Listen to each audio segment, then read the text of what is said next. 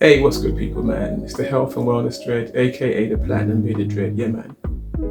Let's talk about relationships. Why does it seem so difficult to maintain long-term relationships? Nowadays, every day you're hearing of so-and-so broke up with so-and-so, your own friends even, And these are people that would have been together for years, sometimes decades, man. And they just broke up just like that. I remember I knew a friend who, him and his wife always loved up, man. You always see them together and they were like the perfect couple. And then, I don't know how many years later, then you find out, they're getting divorced. I'm like, wow, man. So why does it seem so difficult to maintain long-term relationships? It doesn't seem like it was that way when we look at our grandparents, great-grandparents. Now, some people would argue that the reason why it wasn't like that back then is because they kept everything within the house and they suffered in silence, if you like. But based on principle, they didn't allow anyone else outside the house to know what was going on in-house. So they basically endured it. I don't know about that personally, but all I do know is that it just seems like every minute you're hearing so-and-so broke up with so-and-so. And it doesn't seem like relationships hold their weight anymore. And that's kind of worrying, particularly when you think about the impact it can have when you have children. So I don't know, I just want to address, maybe based on my experience, because no one has the blueprint for what is a successful relationship. They can only offer their perspective based on their experience. Even if you're a psychologist and you've got degrees on the wall, you still can't, because every relationship is different. So I just want to offer my perspective on it and maybe what might help based on my own long-term experience. Remember the days when we was at school and you'd be in a relationship, it lasts about a week and then you'd be on to the next one. And it was so funny because it was so innocent, it was so simple. And in a sense, it should be that way because, you're learning, you just come into the world, man. You don't be dealing with heartache and heartbreak. So it made a lot of sense. But then gradually, as we got older, things got a little more serious. And now, fast forward to when we're young adults or adults, it seems like when you see people who lasted long and they're happy, that almost seems like by far the exception and not the rule. Like, what is the magic formula that they have? But let's consider something that we overlook here, and that is this. When two people come together, for the most part, they're two complete strangers. I'm not talking about, where your family might have arranged it and they've known each other since, I don't know, but for the most part, when two people come together to embark on a relationship, they're two complete strangers, man. So they're coming together with their own their own history, their own expectations, their own fears, in many cases, their own traumas.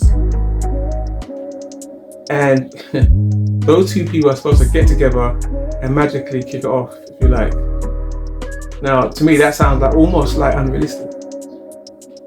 But it's only unrealistic because it only could be unrealistic because we're not taking that into account. When you hear people say the other half, personally, it's always good to go into the mindset that you're going in together as two wholes, man. Yes, you're both going to bring something, but at the end of the day, you're coming in as two wholes. Why? Because that's how you met them. With all their quirks, with all their history, there's two people coming together with two wholes. So that's the first thing we have to bear in mind, that on the offset, it's going to take give and take because of the fact that both people are coming together with their own past. The other thing I would also mention is that whether we like it or not, males and females are cut different, man. They're cut different. I don't know about the old Mars and Venus thing, but we are cut different. For the most part, without trying to be stereotypical, for the most part, women are always going to be more emotionally led, should I say, more nurturing and more receiving.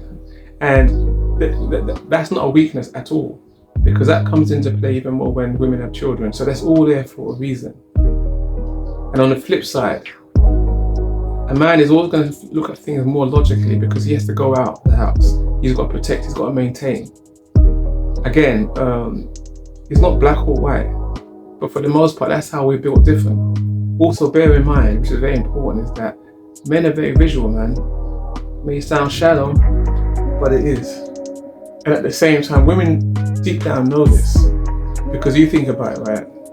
If you look at this on a very primal level, a woman knows that for the most part, she can't go out there and say, marry me.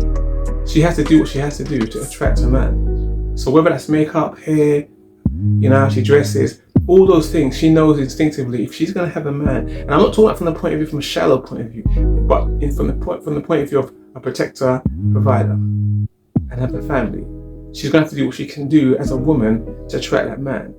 And those things, makeup, hair, clothing, all of those things, softly spoken, all those things are there to attract a man. This is on a primal level. Equally, on the flip side, a man is going to have to put his ego in check and hope that the woman of his dreams or the woman that he's pursuing is going to say yes. So that's a reason why men are more programmed to be more physical. They need to be, and the woman knows this, which is why she uses her beauty to attract a man. That's very important in a setup of relationships. It's one of the reasons why most women, even though looks are important, they tend to put that down below character, whereas a lot of men, they're driven by looks first, at least to begin with. Those things are important in the context of a relationship. So at least we know that we're going into something, not in fantasy land, where it should be like it is in the movies. That's a basic, raw truth and foundation that will make the journey easier if we are able to come to terms with that. Now, there are things in relationships that should always be there.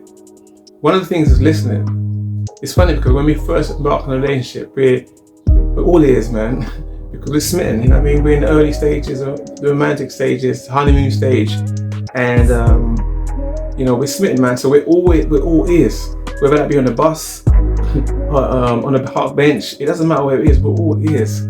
So we're listening. Well, I hope so. But we're listening. We're always listening. The problem is that tends to filter out as we get used to each other, and we think we're listening, but we're not really listening. And so we miss important things that mean something to our partners. Crucial things, man, that can make the difference in terms of each other's happiness. So never underestimate the importance of listening, man. The next thing I would say is, it's very easy to get used to each other after a while. And I think a lot of us are guilty of that.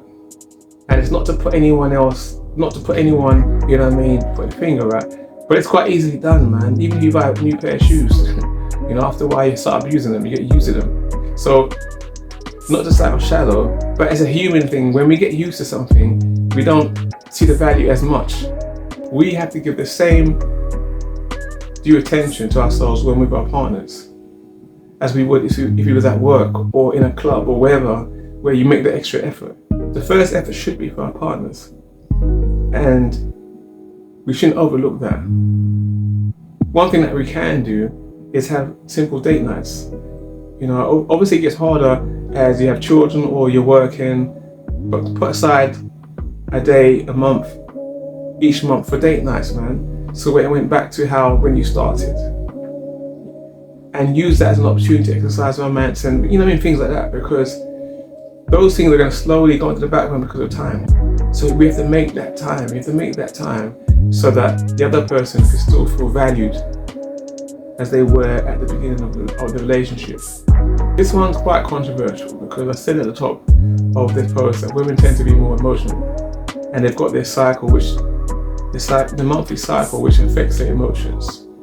And as men, it's not easy in some cases, but men have to be prepared to ride with those emotions, and don't take it too personally. You have to remind yourself that unlike men, there's a lot more going on emotionally in women in terms of their hormones and in terms of their body. So we can't afford to take everything personally, and allow them time to ride through those days or whatever that period of time is, and love them the same way, knowing that, okay, this is that time, so I'm going to be patient. And this is where patience comes in, gentleness comes in, and just being attentive. You know what I mean? Just be attentive to how, what's bothering them, and those little things that you might overlook on any other given day. At a time like this is crucial because there's so many things going on at play hormonally. So that's why I'm saying that as a man, you have to be patient and attentive as well. It's not always easy, but it's only for a few days or a week or more. And it can make the difference in terms of the journey, the ride between a couple. Because usually during these times that things are said or things are done that you regret at the end of the day. So it's important that you just see it as part of the journey. It's like riding the wave, on a surf. You know what's coming, you know why, let's just ride it, man, and just see this through. Also, I think what's really important is keep your relationship between the two of you. It's when you start talking to friends and even family about the problems and the challenges, that's when it begins to grow, and it almost seems like you give it life and more energy. And obviously there are certain areas where you have to talk to close friends or family when it's damaging, when it's serious. There's certain situations like that, but for the most part, when you've got little grievances, work that out between you rather than run into your friends or family, because ultimately not only does it give it more life and more legs, but they can't really give you the solution, because either one, they're going for their own challenge, or two, they're not in your shoes, man. And ultimately any advice they give you is going to affect what you do going forward, and they're not in your relationship. I remember my dad used to always say to me, when he gave me advice about relationships, he used to say to me, only you know where the shoe pinches. In other words, it's for you to know and to make that decision, or in terms of going forward. But the more you lean on the outside, the less you actually know what you're going to do and where you're going, and it becomes more blurry. So as much as possible, keep the little grievances and the problems that you're having between the two of you and talk it out. And that goes into the last thing, which is basically communicating, man. It's probably the most important. Because most of the time we're talking at each other, or maybe we're arguing, or or we're talking while we're in the middle of doing something else. And it's easily done, man. But communicating is probably the most important. Because we take those things for granted because we used to communicate, but then given time now we just abuse it, man, So communicating and looking at the person when you're talking to them, and putting down the knife, and when I say knife, I'm talking cooking now, putting down the utensils or whatever you're doing, and just give them your full attention, man, because that's one thing that can be easily lacking in relationships, is attention, and it goes both ways. So be sure that whenever there's a problem, or whenever there's information shared, make sure that you're giving them each other full attention. And to top it off, man, it never harms having spicing things up in the bedroom a little bit. You know what each other likes. Don't get all complacent, man. And same old. Just be mindful of those things. I'm doing that both ways now. Nothing wrong with adding a little bit of spice when and where you can, Don't get into that whole thing about, it's the same as yesterday. No, keep that, because that is part of a healthy relationship at the end of the day. Anyway, man, let me know your thoughts, man. I want to know, how long have you been in a relationship, and what were your gold nuggets that you can share with us in terms of what made it last so long? I'd love to hear it. Drop your comments, man. I read them all and I always reply. Meanwhile, it's the Health and Wellness Dread signing off. Oh yeah, don't forget, like and subscribe and all that good stuff. We can do this again. Yeah, man.